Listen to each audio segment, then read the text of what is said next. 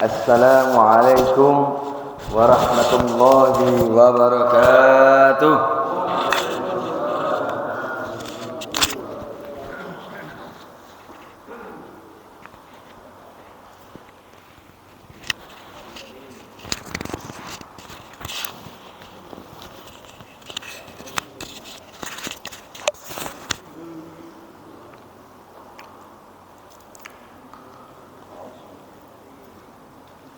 Mengikuti Ya. Alhamdulillah. Alhamdulillah. Alhamdulillahilladzi amarona biittihadi wal i'tisami bihablillahil matin. Asyhadu an la ilaha illallah wahdahu la syarikalah, lahul mulku wa lahul hamdu yuhyi wa yumit, wa huwa ala kulli syai'in qadir. Wa asyhadu anna sayyidana wa nabiyyana Muhammad sallallahu alaihi wasallam abduhu wa rasuluh as-sadiqul wa'dil amin. Allahumma salli wa sallim ala sayyidina Muhammadin sayyidil mursalin wa ala alihi wa sahbihi ajmain, amma ba'du. Subhanaka la ilma lana illa ma 'allamtana innaka antal alimul hakim.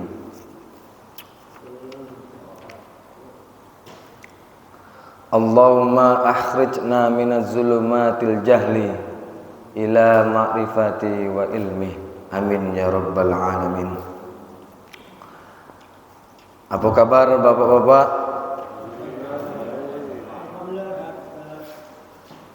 Sehat Pak? Ibu-ibu? Kejingoan enggak Bu? Jingoan ya? Suaranya kedengaran enggak? Tekina ya? Alhamdulillah.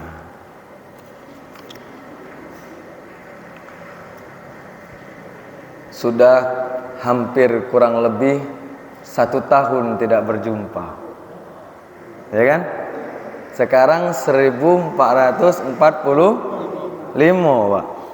Kemarin kita berjumpa di tahun 1444. Kalau masuk tahun baru, artiannya berkurang apa bertambah?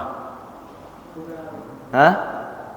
Waktu kita berkurang apa bertambah?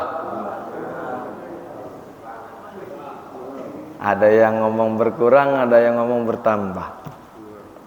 Bertambah secara hitungan, tetapi secara masa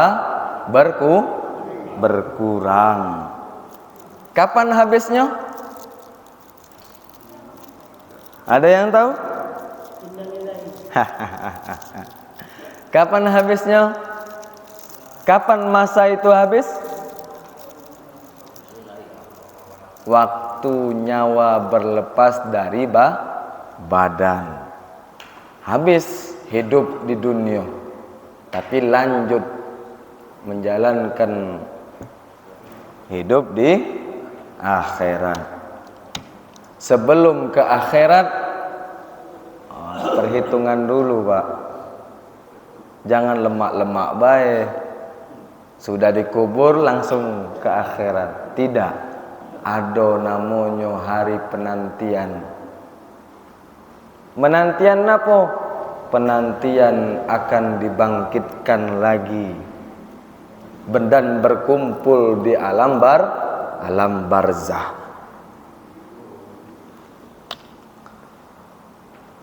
Nah, penantian inilah di situ Allah bukakan.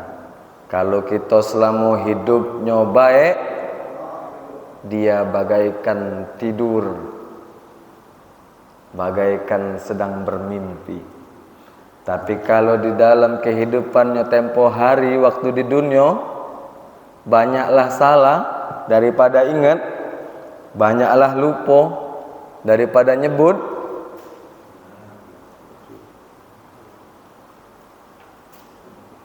Ditemani oleh berbagai macam, belum diuji nian, belum, baru masih siksa kubur namanya.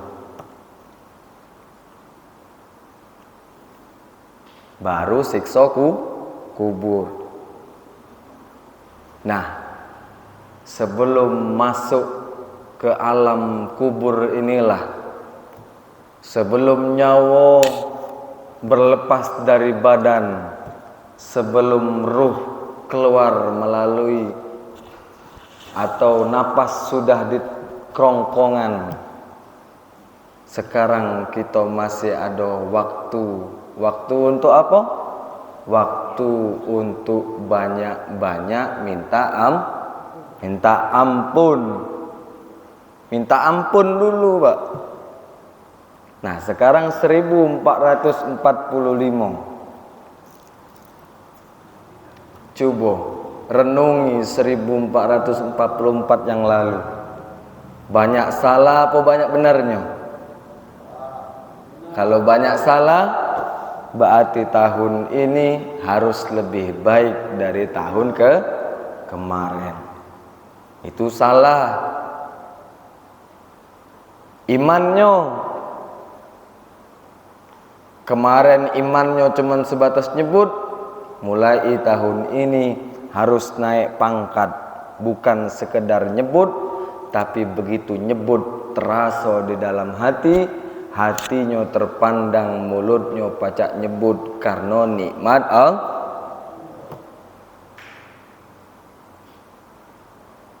Kalau kemarin cuman pacak nyebut asyhadu an la ilaha illallah wa asyhadu anna muhammadar rasulullah. Nah, tahun ini nyebutnya lebih bagus, tapi hatinya bersambung. Itu namanya ibadahnya naik kelas, Pak, naik pangkat. Ibadahnya menjadi bernilai. Kalau cuman pinter nyebut, seluruh anak-anak yang masih balia pun bisa nyebut. Tapi lihat, pandangi dengan mata kepala mereka yang pandai nyebut, budak kecil yang bisa nyebut itu nah, yang baca azan. Coba tanyoi, pasti yang mereka ketahui cuman sebutan. Namun di masa-masa mereka yang kecil itu namanya penanaman benih-benih keimanan. Makanya ibadahnya selalu dibuai dengan ganjaran-ganjaran. Nak, sholatlah, tidak sholat dapat dosa masuk neraka. Kalau sholat dapat pahala masuk surga. Itu ajaran untuk penanaman iman kepada budak kecil. Seorang yang masih di bawah umur. Nah, itu penanaman modal keimanannya itu. Nah, sekarang apakah kita masih megang pemahaman yang seperti itu? Kalau kita masih megang pemahaman yang seperti itu, artiannya ibadah kita tidak jauh beda dengan budak kecil. Ngapo? Masih perhitungan. Menuju wong Palembang tuh ujung 8. Masih ada ujung 8 nih. Berbuat baik karena ada kendak. Ujung 8, Pak. Tapi itulah misterinya ujung 8 pacak lancip. Padahal 8 tuh bulat. Ya? Nah, Kalau kita beribadah masih mengharapkan balasan, itu namanya berbuat baik tapi punya kendak.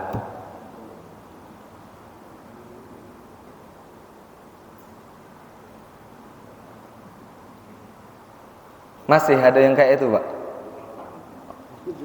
Banyak yang masih beribadah itu. Nah, sekarang 1445. Syukur-syukur masih ketemu dengan tahun baru. Ada yang masih menjamin bisa berjumpa dengan bulan puasa? Ada jaminan? Bakal bertemu bulan puasa besok? Ada tak jaminan? Kalau ada berarti positifnya, Pak. Tapi kalau ngerasa tak katik, tak tahu, banyak-banyak minta ampun. Ngapa? Karena tak tahu kita. Apakah ini minggu terakhir kita duduk di majelis ini? Apakah subuh ini subuh terakhir yang kita jalani? Tak tahu kita. Karena ketidaktahuan inilah, karena pengetahuan yang dirahasiakan Allah inilah, harusnya kita selalu bersiap. Siap apa? Siap untuk kembali kepada Allah. Apa kata ulama itu?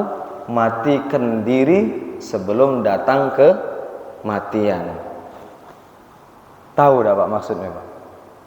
Matikan diri sebelum datang kematian. Apa? Matikan dulu rasa akunya. Macam cak ibadah tadi, sholat subuh. Kalau kita sholat subuh tadi, setelah sholat subuh merasa bangga karena berkesempatan sholat subuh, karena cuma terkenang aku sudah sholat subuh, awas, lampu merah. Karena yang harusnya yang terjadi di saat kita melakukan sholat itu, rasakan di dalam diri, rasakan hati kita ini, melekkan biji mata hati kita.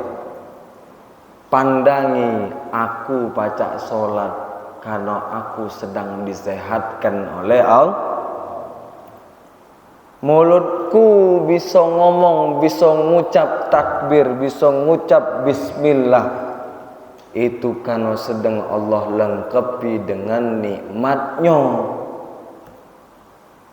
Kuping, mata masih pacak lihat, masih pacak mendengar. Rasakan dalam hati. Pandangi. Pandangi cak mana? Mata dengan mulut ini kalau tidak dilengkapi Allah dengan nikmat melihat dan nikmat mendengarnya, pastilah sudah tidak berguna lagi mata dan telinga ini. Jadi rasoi mata yang pacak nyingok, telinga yang masih pacak mendengar, mereka semua masih berfungsi karena sedang dilengkapi dengan nikmat dari Allah.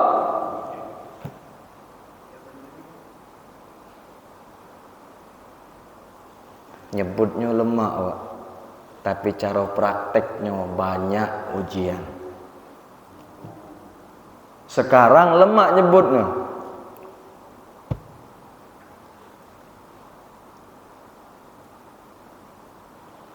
Tapi di saat kita menjalankan teori itu, di situ berperang. Berperang dengan siapa? Berperang dengan hawa nafsu. Itu terus yang disampaikan. Katik lain apa? Muncul kan suara hawa nafsunya. Itu suara dari hawa nafsu. Akulah paham dengan yang disebut tadi. Nah, itu namanya suara hawa nafsu. Tiada lain musuh yang paling besar itu ada di diri kita sendiri. Itulah namanya hawa nafsu. Barang siapa telah mematikan ini namanya mengalahkan hawa nafsunya, Pak. Menuju kata hawa nafsunya, makanlah banyak-banyak supaya kau kenyang. Nah, hasrat pengen makan sebanyak-banyaknya biar perut kenyang, tahannya lama, itu yang harus dihilangkan, jangan dipeloi. Ngapo? Kalau memang nasi atau makanan yang masuk dalam perut itu yang mengenyangkan, awas. Barang siapa yang makan dan cuman terpandang bahwa cuma makanan itulah yang buat dia kenyang, awas, bakal muncul sifat tamak. Dia cuman yakin bahwa makanan yang mengenyangkan. Makanya banyak kejadian wong rakus, lapar dan haus.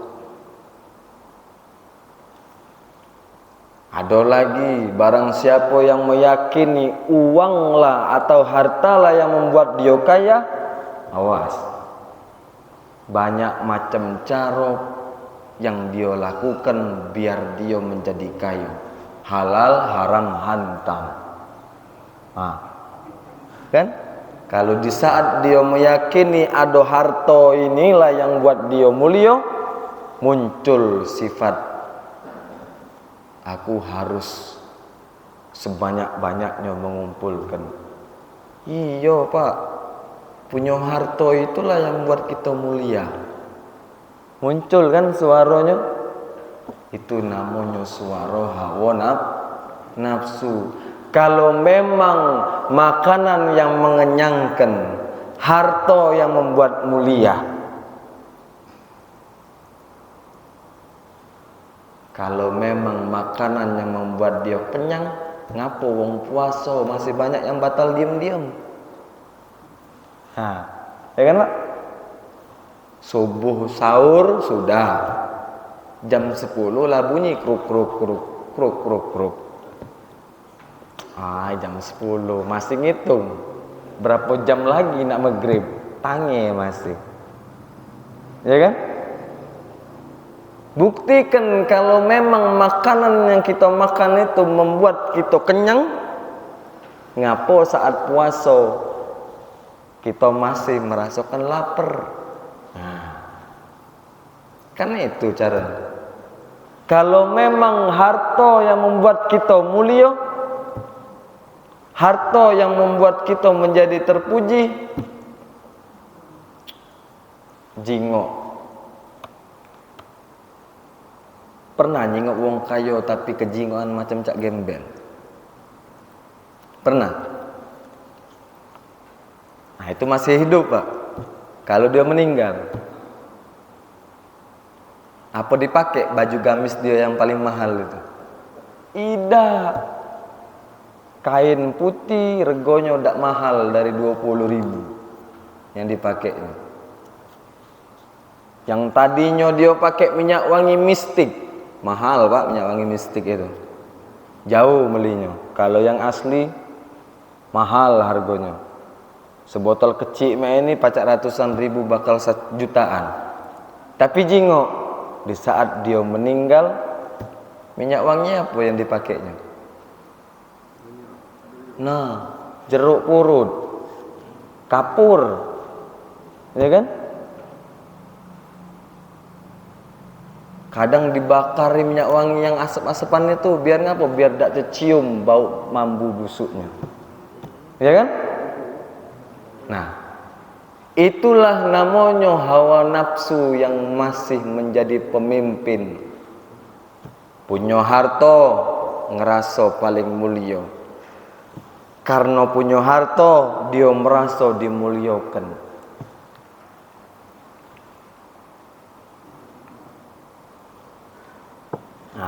Sekarang 1445, apakan cara ibadah kita, cara praktek tingkah laku baik perilaku maupun prasangko masih tidak kita nyangko-nyangko yang cak itu baru yang ada di perilaku kita sendiri. Tambah lagi kalau kita nyangko-nyangko terhadap kawan, wah lebih bahaya lagi, Pak. Ngapo kawan ini? Biasanya man ketemu kita salaman, tegur sapa. Ini aku lah duduk samping dia, rokok na habis 2 batang, ndak berbunyi-bunyi. Nah, apa salah-salah yang kemarin? Nyangko-nyangko.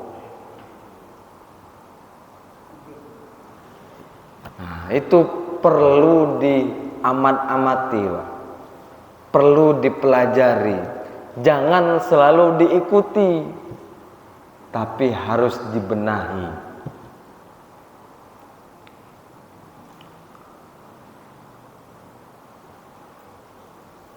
Inilah tujuannya ngapo kita selalu mengajak banyak-banyak minta ampun. Kunci utama bagi siapapun yang ingin kembali mendekatkan dirinya untuk belajar ingat lagi kepada Allah, harus banyak-banyak minta ampun. Kalau kemarin berzikir ngucap subhanallah walhamdulillah wala ilaha illallah wallahu akbarnya karena pengen mengharapkan istana yang megah di surga, hari ini diganti subhanallah walhamdulillah wala ilaha illallah wallahu akbar. Itu memang pantas. Pujian-pujian seperti itu memang pantas ditujukan hanya kepada Allah, terlepas dari buayan-buayan. Selamat, Pak. Kalau kemarin waktu zikirnya cuma terpaku pada hitungan, sekarang jadikanlah zikir itu karena terasa dia berzikir bahwa memang Allah pantas untuk dipuji. Misalkan nyebut subhanallah, maha suci engkau wahai Allah. Itu kan artinya berarti yang lain hino. Ya Allah, subhanallah, memang yang lain ini hino, termasuk diri ini memang hino. Manusia tiada lain sifatnya cuma 3: hino, lemah, serba kekurangan. Manusia tuh hino, Pak. Hinonya ngapo? Jingo. Di saat dia sudah dimasukkan ke dalam tanah, jadi apa? Dimakan ulat, cacing, jadi buntang, aman bahasa kasarnya kan? Jadi buntang kan?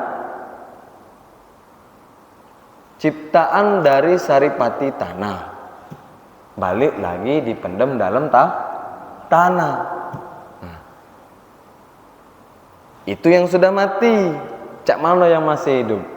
Lihat yang masih hidup. Badannya sehat tapi akalnya tidak Allah lengkapi. Jadi apa? Jadi gila. Wong hilang akal kan? Dak galak dikasih nasi bungkus, Pak. Dia makan nasi dalam kotak. Kotak apa? Tak sampah. Nah, masih hidup. Wajar, Ustaz, akalnya hilang. Nah, sekarang yang akalnya ada, tapi nikmat gagahnya Allah tidak lengkapi lagi. Siapa? Wong yang kena penyakit stroke. Maaf ngomong, Pak. Wong kena penyakit stroke, jangankan nak berlari dari kasurnya, dia tegak pun, duduk pun tak bisa. Buang air kecil di situlah, buang air besar di situlah. Kan? Itu masih hidup, akalnya ada. Yo Ustaz, lah sakit. Budak bayi baru kecil, baru lahir. Ada tak yang berbaju? Budak kecil baru lahir, ada tak berbaju? Kate. Kalau muncul berbaju, nah kusut dia. Berlipat-lipat dia. Kate kan? Budak kecil, tidak kate yang keluar dari perut ibunya memakai baju. Kate terbuka semuanya tanpa membawa apa-apa. Budak kecil, cubitlah kuat-kuat, berlari tak dia? Tidak, lemah. Mulutnya cuman pacak bersuara, tak bisa ngomong, tak bisa nyebut. Matanya ada, tapi tak bisa melihat. Ya kan? Nah, komplit sudah, Pak. Sekarang kita sudah dewasa, sudah lengkap dengan pakaian, sudah lengkap pula Allah lengkapi dengan pengetahuan. Ada yang tahu mana yang sah, mana yang batal. Ada yang tahu mana yang benar, mana yang salah. Ada yang tahu ajaran Nabi, ada yang tahu bid'ahnya. Ya kan? Itu namanya sudah Allah lengkapi dengan nikmat ilmu pengetahuan. Sudah. Dan seharusnya walaupun sudah Allah lengkapi, tetap ngerasa hina serba kekurangan. Ngapo? Amatilah. Sehat punya siapa? Sehat itu siapa yang datangkan? Ilmu yang ada di akal siapa yang datangkan? Mulut, mata, telinga. Nikmat ini siapa yang punya? Pacak duduk di sini siapa yang bangunkan dari tidur? Dan badan yang ada ini siapa yang nyiptakan? Nah, katik Pak, katik punya kita. Masih kita menjadi sekutu bagi Allah? Tahu sekutu, Pak? Sekutu itu musuh. Ngerasa aku punya. Aku punya, Allah memang punya. Kalau Allah maha, kalau aku dikit, uji dia. Kalau Allah itu maha melihat, aku bisa nyingok, tapi sedikit. Uji dia. Padahal kalau memang ada sedikit punya dia, harusnya waktu meninggal nyawanya berlepas dari badan, sedikit di situ masih ada karena punya di. Tapi nyingok nyatanya apa? Seluruhnya Allah cabut, Allah ambek, katik lagi tersisa. Memang benar nian segalanya itu punya Allah. Hak nikmat Nah, masih nak menjadi cak-cak melawan dengan Tuhan? Masih nak ngakui aku ubah ganti aku pacak solat karena sedang Allah lengkapi dengan nikmatnya. Aku paham tentang suatu ilmu karena sedang Allah lengkapi dengan ilmunya. Berlepas kita, Pak. Baru jalan la haula wala quwata illa billah. Baru jalan asyhadu alla ilaha illallah. Aku bersaksi, aku nyaksikan nian wahai Allah, katik yang berkuasa selain Engkau. Dak katik yang pacak nyingok selain Engkau. Dak kate yang bisa ngomong kecuali engkau wahai Allah. Tapi aku, mereka, kita bisa ngomong karena sedang Allah lengkapi dengan nikmat bertutur katanya, baru bisa tetap satu. Lihat yang banyak tapi ingat yang satu, percaya yang satu, jingok yang banyak. Badan kita komplit dengan nikmatnya. Ini sumbernya datang dari Allah ada. Buktinya apa? Nikmat yang ada di badan. Itulah tandanya bahwa Allah memang ada. Nah, sekarang tinggal berdampingan cara menjalaninya saat melakukan ibadah. Berzakat, mengeluarkan sebagian harta. Pandangi hati kita, buka mata hati kita. Ya Allah, selama ini Engkau lengkapi aku dengan nikmat kayamu. Sekarang Engkau pula yang mengeluarkannya. Tidak ngerasa sedih, Pak? Kan banyak kejadian zakat berat mengeluarkan. Ngapa? Karena ngerasa dia yang ngumpulkan. Lah capek-capek aku ngumpul kok, sekarang nak dimetukan jok uang pula. Ya kan? Itu zakat, suatu kewajiban, belum sedekah. Nah, sedekah lebih hebat lagi. Lemak baik kau datang-datang nak minta, aku capek-capek, keringat belum kering. Ya kan? Ustadz itu ngomong sedekah terus. Lemak baik. Aku yang capeknya, dia yang ngomongnya, dia yang nampungnya. Nah, masih terasa rezeki dia yang mencari. Tapi tidak terpandang, dia pacak mencari rezeki nikmat siapa? Sehat saat dia mencari rezeki, siapa yang nyehatkan? Kalau memang rezeki dia yang mencari, siapa yang mendatangkan? Rezeki, jodoh, maut sudah Allah gariskan, tak bakal tertukar. Kita keluar dari rumah pergi ke pasar, itulah skenario yang Allah buat. Seolah-olah macam cak kita yang mencari, baru bertemu. Padahal bukan. Rencana kita mencari berjualan ke pasar, itu pun Allah yang datangkan. Jadi pada dasarnya rezeki itu Allah yang memberikan, Allah yang mendatangkan.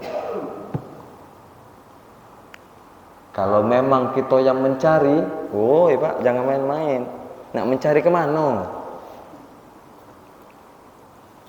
Kalau bukan Allah yang mempertemukan, tidak bakal ketemu. Tidak percaya? Carilah. Kadang-kadang lah terpegang, lupa sudah naruh kemana kan? Sudah ikhlas keladah 50.000 juga. Ya kan? Lah terpegang, lupa naruhnya. Bercari tidak bertemu. Muncul. Sudahlah ikhlas kelah 50.000 juga cuma. Artiannya rezeki walaupun sudah kita pegang pun, kalau bukan punya kita, pasti akan terlepas dari diri kita. Nah, ini namanya pembelajaran la haula wala quwata illa billah. Ada dayo aku mencari rezeki kalau bukan dayo dan upaya Allah. Ida ada dayo dan upaya aku menjadi kaya kalau bukan karena nikmat dayo dan upaya dari Allah. Nah, 1445 belajarlah terasa beribadah itu tujuannya hanya ingin mendekatkan diri kepada Allah. Balikkan niat awalnya, Pak, lillahi ta'ala. Nah, 6:05 sudah. Dikit lagi. Buka tanya jawab apa manjangkan tali kelambu?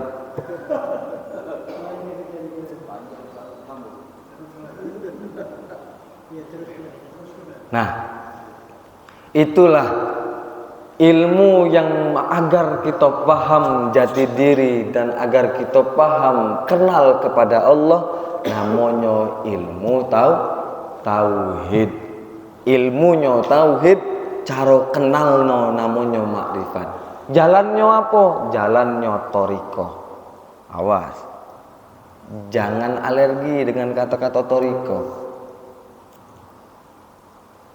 Mindset wong Palembang dulu kan yang namanya thariqah pasti sesat. Itulah tipu daya musuh kita dalam selimut. Kalau memang thariqah itu menyesatkan, berarti berapa ribu banyak kiai dulu masuk dalam neraka. Baru-baru ini yang sempat kita ketemu Abah Zain, tokoh thariqah nomor 1 di Palembang. Kalau kita meyakini thariqah itu ada ilmu penyesatan, berarti pecongnya Abah Zain. Berarti Abah Zain masuk neraka. Tapi nyatanya tidak. Thariqah adalah jalan, caro. Nah itu thariqah artinya Pak. Jalan atau caro. Caro siapa? Caro wong yang paham bagaimana cara mendekatkan diri kepada Allah. Kalau thariqah Qadiriyah berarti thariqah Syekh Abdul Qadir Jalani. Ada yang berani ngomong Syekh Abdul Qadir Jalani masuk neraka? Nah, ilmunya tauhid, thariqah itu jalannya, cara kenal itu namanya bermakrifat. Ya? Ilmu tauhid. Ilmu tauhid itu bukan ilmu yang paling tinggi, Pak, bukan, tapi ilmu yang menjadi pondasi, menjadi dasar atas ngapoi sih kita nih ibadah. Nah, itu ilmu tauhid namanya. Kalau ilmu fikih, ilmu alat, hukum sah batal.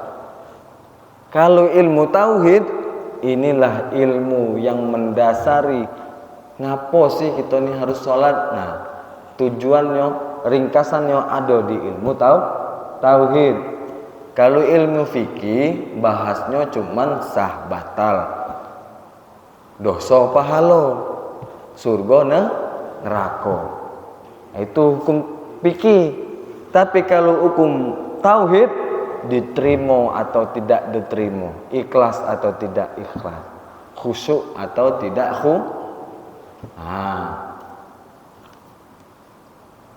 thariqah jalannya, caranya. Ini Abazan pemegang thariqah Saman di Palembang. Zikir tadi namanya zikir taubat. Itu zikir taubat nama aliasnya, Pak. Kalau nama aslinya zikir thariqah Qadiriyah wa Naqsabandi.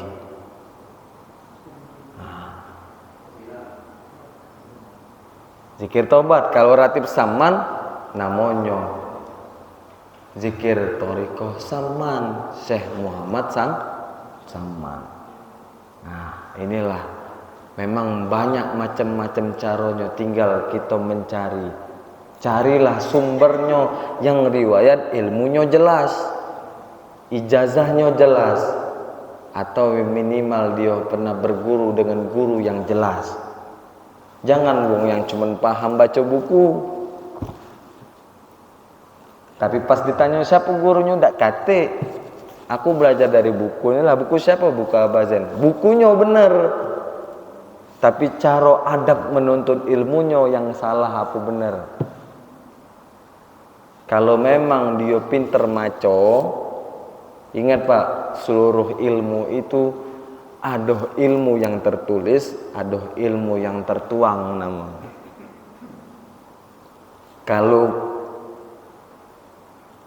Kalau detail, kalau kritis, zikir taubat tadi, kalau dibuka kitabnya ada bacaan yang disebut tapi tidak tertulis di kitab itu, ada tulisan yang tertulis tapi tidak dibaca saat nyebut. Nah, kaget perlu kita fotokopi banyak-banyak kitab ini, zikir taubat. biar paham tulisannya, biar tahu urutannya, insya Allah hafal, kagak bisa dipraktekkan dalam kehidupan sehari-hari. Nah, jadilah dulu ya, singkat, agak ngulur, mudah-mudahan menjadi bekal kita kembali kepada Allah.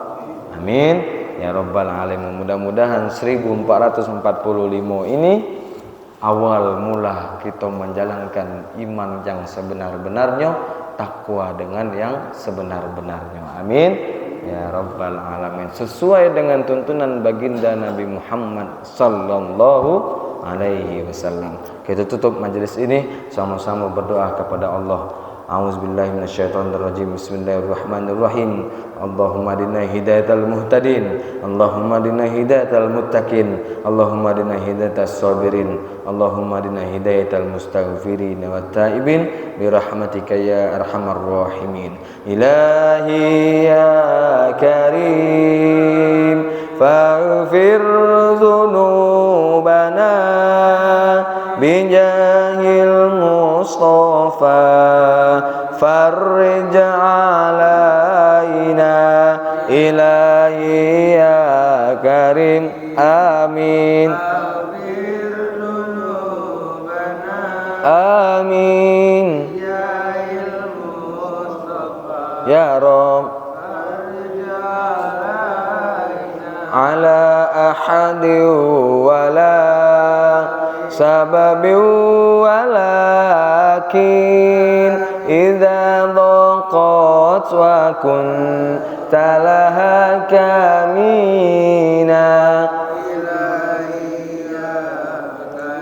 Amin amin ya Rabb. Wa salli ala rasulika kulla hinin Muhammadin nabi dzakil amina. Amin amin ya Rabb. Sallallahu rabbuna ala nuril mubin Ahmad ya Mustafa ya sayyidal mursalin wa ala alihi wa sahbihi ajma'in. Sallallahu rabbuna ala nuril mubin Ahmad ya Mustafa ya sayyidal mursalin wa ala alihi wa sahbihi ajma'in. Sallallahu rabbuna ala nuril mubin Ahmad ya Mustafa ya sayyidal mursalin wa ala alihi wa sahbihi ajma'in. Sallallahu rabbuna ala nuril mubin Ahmad ya Mustafa ya sayyidal mursalin wa ala alihi wa sahbihi ajma'in. Dawahum fiha subhanakallahumma wa tahiyyatuhum fiha salam wa akhiru da'wana anil hamdulillahi rabbil alamin. Taqabbalallahu minkum. Assalamualaikum warahmatullahi wabarakatuh.